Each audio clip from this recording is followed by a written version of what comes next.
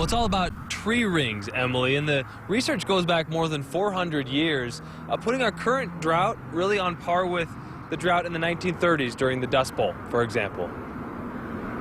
The whole state is in drought, unfortunately, again. Drought, a familiar reality in Utah, at least over the last decade. 8 of the last 10 years, we've been in a drought situation. Drought monitored closely by the Division of Water Resources, but also by researchers at BYU and USU. How much drought have we had in the last 500-600 years? To answer that question, a look at tree rings. They help tell the state's drought history. A tree grows more when there's water, grows less when there's not.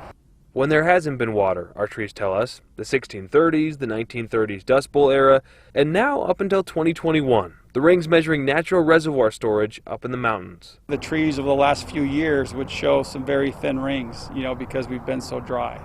And though we've had moisture in April so far, our total reservoir capacity is still roughly about 60% right now, which is about 10% lower than usual. Part of the reason our reservoirs are so low is we just don't have the recovery time between the dry periods to kind of recover the reservoirs or recover the natural systems. Our natural vegetation is really suffering, and wildlife and things as well. So you might be wondering, what can you do at home? Well, one big thing is just wait to water your lawn. We had a very wet April. You don't need to water just yet. It's also worth noting that in terms of residential water use, 60% of it is outside. So if you can really cut down on that outside water use, you can make a difference. Reporting live, I'm Nick McGurk, ABC 4 News. Thanks so much, Nick.